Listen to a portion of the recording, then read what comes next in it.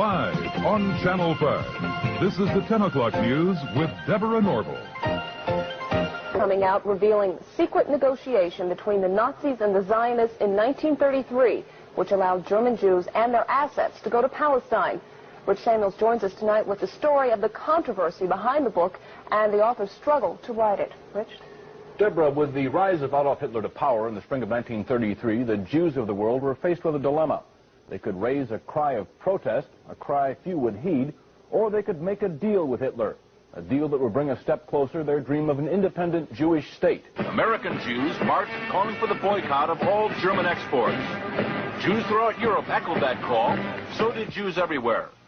But a group of Zionists at the same time was quietly negotiating an agreement with the Nazis to allow the immigration of German Jews and the transfer of their assets to Palestine. That deal, reported in August 1933, was the transfer agreement. Palestine, sparsely settled by Jews at the time, was radically changed as a result.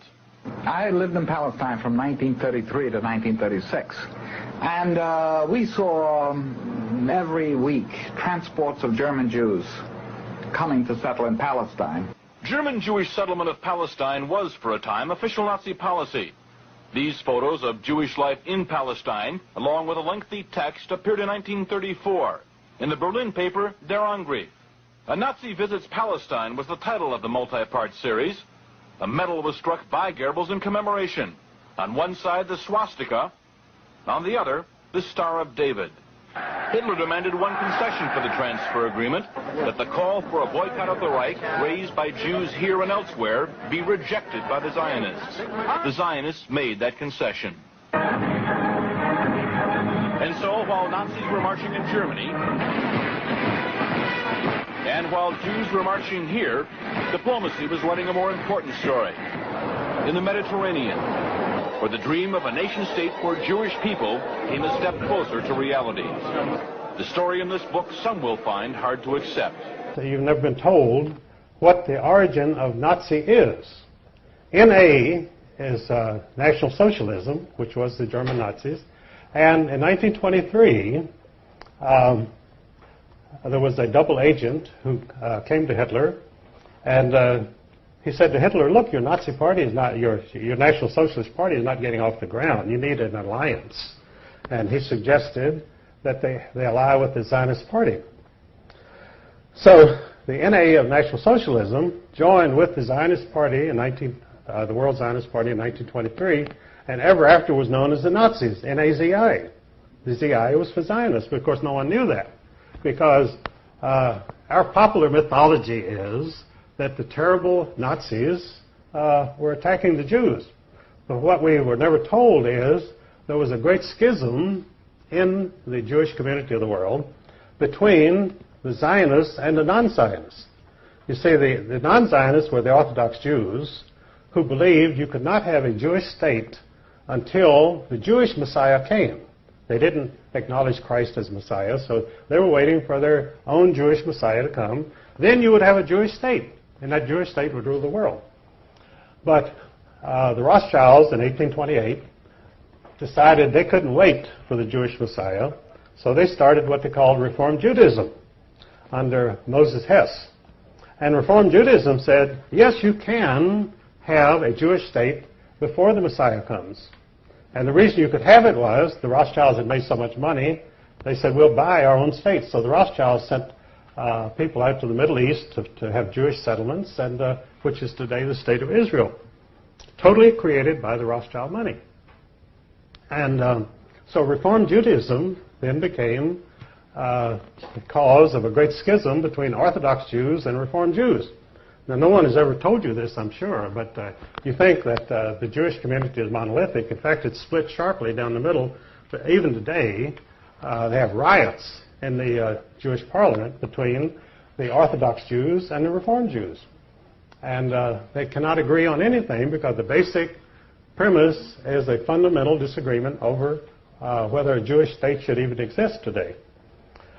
So in Germany in 1923, the German Jews were quite prosperous and quite happy, and they were not interested in becoming Zionists, and they were not interested in going to Palestine. After all, they had beautiful mansions in Germany.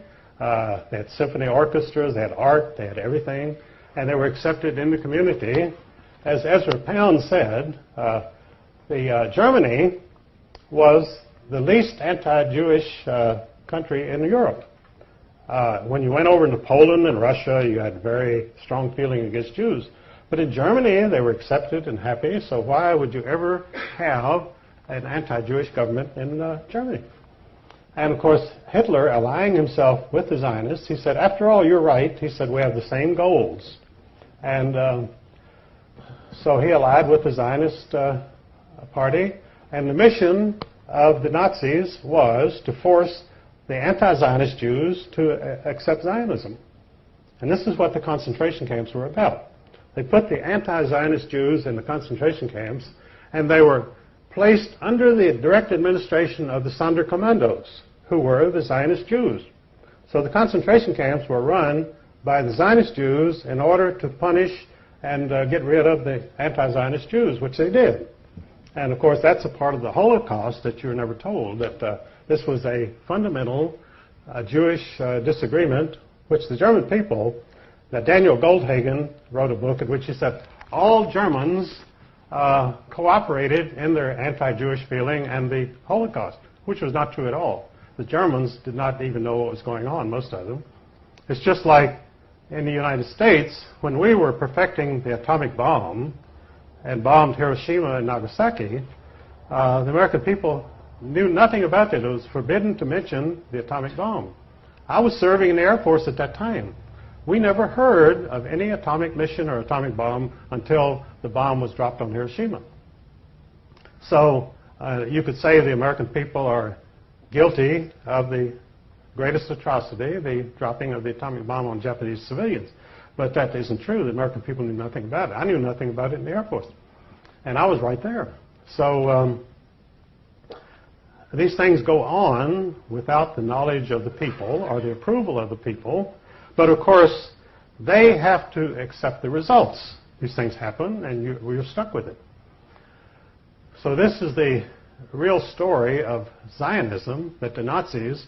So then, well, if the Nazis had allied with Zionists, why didn't the Nazi party survive? Well, what happened was, in 1945, after the German military was defeated, they brought in the German leaders, the German generals, at the Nuremberg trials, tried and convicted and executed them. They had to execute them because they didn't want them around to testify that about the alliance between the Nazis and the Zionists. So they had to die, and they were executed for that reason. Because, they told about the atrocities that the German generals had committed.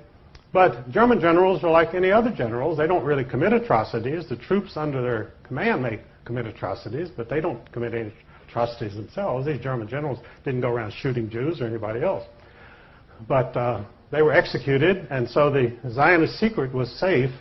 And now the Zionists were now in command of the world because their National Socialist allies were now gone from history, and the Zionists had a free reign, so they set up the State of Israel.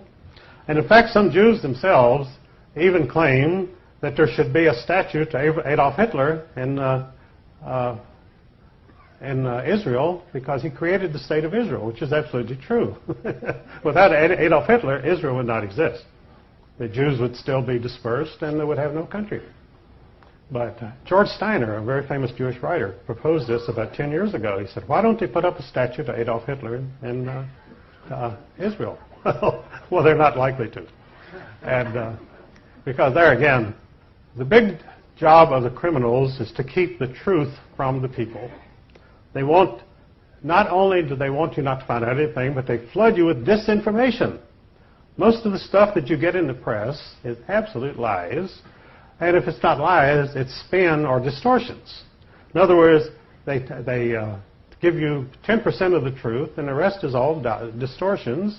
And they demonize people so that you're filled with anger against the Holocaust people who murdered all the Jews in Germany. And people do get very angry because of these things. And they don't even know what they're angry about because they're not told the facts. and never will be told the facts, because the press is totally in the hands of the bankers. Because news is a high-budget, capital-intensive operation. You need a lot of money. You need a staff covering the whole world, and it's a very expensive situation. So the average truth seeker is not going to start his own television station or newspaper, because he doesn't have the $100 million that you need to even get it off the ground. So we're reduced to meetings like this, which are very good. And we also, God apparently was merciful on us, and he gave us the internet. Because in fact, in the States, we had this total monopoly of television by 3 television networks, which were all controlled by Zionists. And so along came cable, and suddenly we had all news stations and all sorts of controversial programs coming on, which, of course, the 3 Zionist networks would not touch with a 10-foot pole. And the result was they were left behind. They had 100% of the television audience. They now have 30%, and it's dropping every year. In fact, it's probably less than 30%, but they're cooking the books in order to maintain their advertising revenues to give a totally false picture.